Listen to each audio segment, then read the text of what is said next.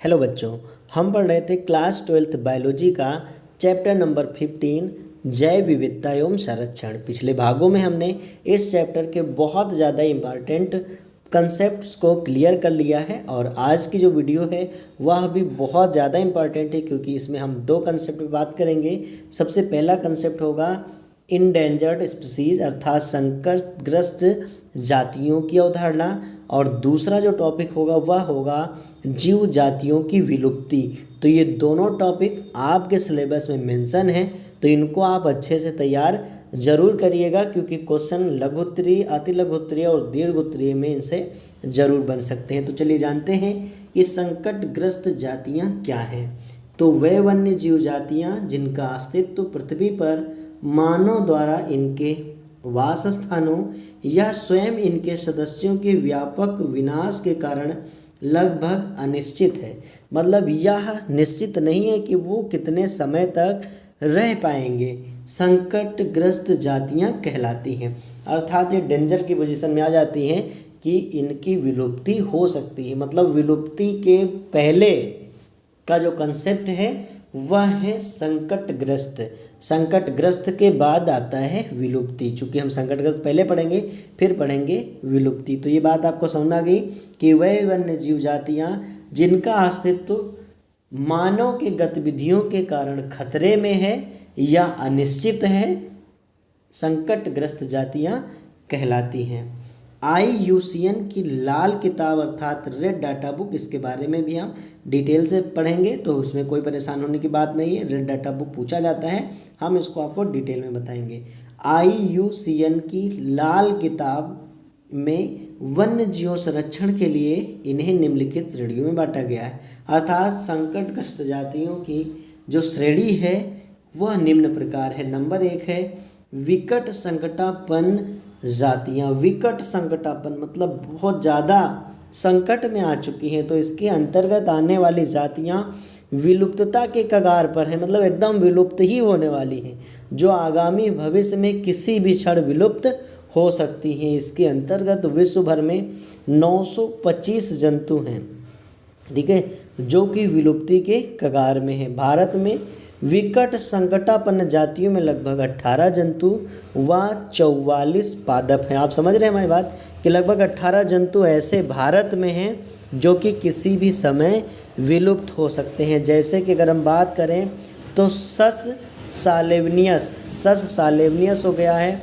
Berberis नीलगिरियंसिस, बल्बेरिस और नीलगिरियंसिस, ये ऐसी प्रजातियां हैं जो कभी भी विलुप्त हो सकती हैं। तो इसमें हम लिख सकते हैं इसके अंतर्गत आने वाली जातियां विलुप्तता के कगार पर हैं, जो आगामी भविष्य में किसी भी क्षण विलुप्त हो सकती हैं। चलिए आगे बात करते हैं और अगले हैं संकटग्रस्त जातियां। वो थी विकट संकटापन्न और ये हैं संकटग्रस्त जातियां। तो संकटग्रस्त जातियों को निम्न भागों में बांटा गया है। तो यहाँ पर ये कैटेगरी है संकटग्रस्त जातियां। इस श्रेणी में उन जातियों को रखा गया है जिनकी संख्या बहुत तेज़ी से घट रही है और भविष्य में इनके विलुप्त होने का खतरा भी उत्पन्न हो गया है। तो ये बात आपको समझ में आ गई। नेक्स्ट है सुभेद जातियाँ।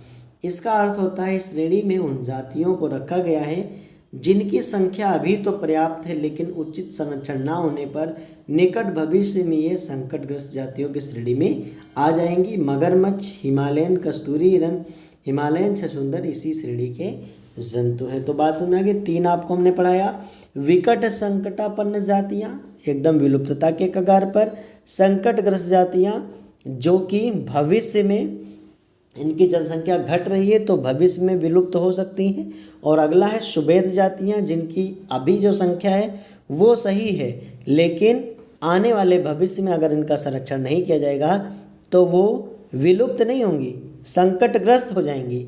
यानी सुभेद बनेंगे संकटग्रस्त जातियाँ, संकटग्रस्त से विकट संकटापन्न। नेक्स्ट जो है वह है दुर्लभ जातियाँ, रेयर स्पीसीज। इस श्रेणी में उन जातियों को रखा गया है जिनकी पहले से संसार में संख्या कम है और इनके आवास सीमित हैं। दुर्लभ का मतलब हो गया बहुत मुश्किल से मिलने वाले। तो निकट भविष्य में इनके विलुप्त होने की संभावना तो नहीं है, लेकिन कम संख्या होने के कारण इनके जीवन को खतरा हो सकता है, जैसे हाथी, जंगली भैंसा आदि। मतलब विलुप्त होने वाला नहीं, लेकिन चूंकि संख्या इनकी बहुत कम है तो इस कारण ये खत्म हो सकते हैं या इनके जीवन को खतरा हो सकता है। तो ये हो गई दुर्लभ जातियाँ। नेक्स्ट है विलुप्त जातियाँ। तो इस श्रेणी में उन जातियों को रखा गया है जिनका अस्तित्व सजीव रूप से इस पृथ्वी पर समाप्त हो चुका है। मतलब वो अब इस दुनिया में है ही नहीं, एक जीव की बात नहीं करें, पूरी जाति ही खत्म हो चुकी है। इन्हीं को हम क्या कहते हैं? विलुप्त जातियाँ कहते हैं। जैसे हिमालयन क्वेल, गुलाबी सिर वाली बतख विलुप्त जातियाँ हैं।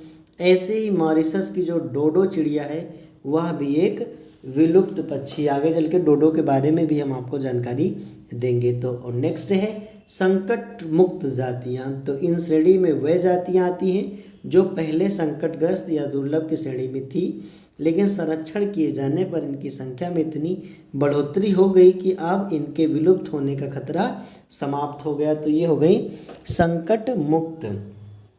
और सातवां जो है वह है आंकड़े उपलब्ध नहीं। तो कुछ जातियां ऐसे भी हैं जिनके आंकड़े ही उपलब्ध नहीं हैं। तो इस तरह से हमने जाना संकटग्रस्त जातियों को 7 श्रेणियों में बांटा गया है। कौन कौन सी श्रेणी है? तो सबसे पहले हमने कहा था एकदम विलुप्तता के कगार पर विकट संकटापन्न जातियाँ। दूसरा है संकटग्रस्त जातियाँ। तीसरा था सुभेद जातियाँ। तीसरा क्या है? सुभेद जातियाँ। और चौथा है दुर्लभ जातियाँ। चौथा क्या है?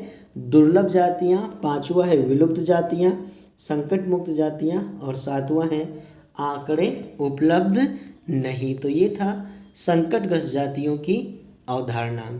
चलिए अब बात कर लेते हैं संकटग्रस्त जातियों के संरक्षण के कौन से उपाय हैं।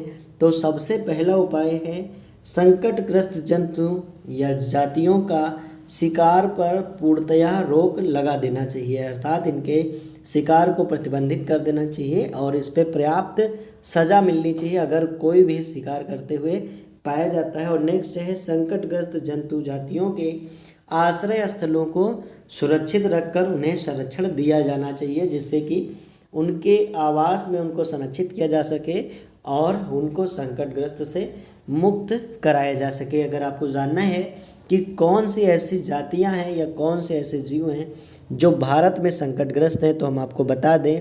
जैसे टोड हो गया है, हिमालयी सर्टिका हो गया, ये उभयचर है। अगला सरीसृप में अगर हम देखें तो मगरमच्छ हो गया, अजगर हो गया, विषैले सर्प यानी अगर कोई नाग को भी मारता है तो भी एक हिसाब से वो नाग की जातियों के लिए खतरा उत्पन्न कर रहा है। और कई कछुए भी हैं जो कि संकटग्रस्त श्रेणी में आती हैं। ऐसे अगर पक्षियों में बात करें तो कुछ विशेष बतखों की प्रजाति बाज, समुद्री गरुड़, बांस तीतर, पहाड़ी बटेर, धनेश हुकना, सारस आदि संकटग्रस्त पक्षी हैं। अगर हम बात करें संकटग्रस्त स्तनधारी की तो बब्बर शेर, भेड़िया, बाघ, सियार, लोमड़ी, बिलाव, भालू, चींटीखोर, लोरिस और बंदर, हिमचिता, जंगली गधा, गेंडा, जंगली सुअर, कश्मीरी एवं कस्तूरी मृग, सेही में बहुत बड़े बड़े कांटे होते हैं, सेही, कुरंग, भारतीय बब्बर शेर, लाल पांडा, जंगली भेड़ और जंगली बकरियां, गिब्बन, हाथी आदि संकटग्रस्त स्तनी हैं, अर्थात इनका बचाव होना बहुत ज़्यादा ज़रूरी है और इनके शिकार पर पूरी तरीके से सरकार ने रोक लगा दिया है। चलिए अब बात करते हैं संकटग्रस्त के आगे जीव जातियों की विलुप्ति, अर्थात कैसे वो एक्सटिंक्ट हो जाते हैं या विलुप्त हो जाते हैं। जैसे आपने ऑस्ट्रिच के बारे में सुना है, डायनासोर के बारे में सुना है कि पहले वो थे लेकिन अब विलुप्त हो चुके हैं। तो किसी जाति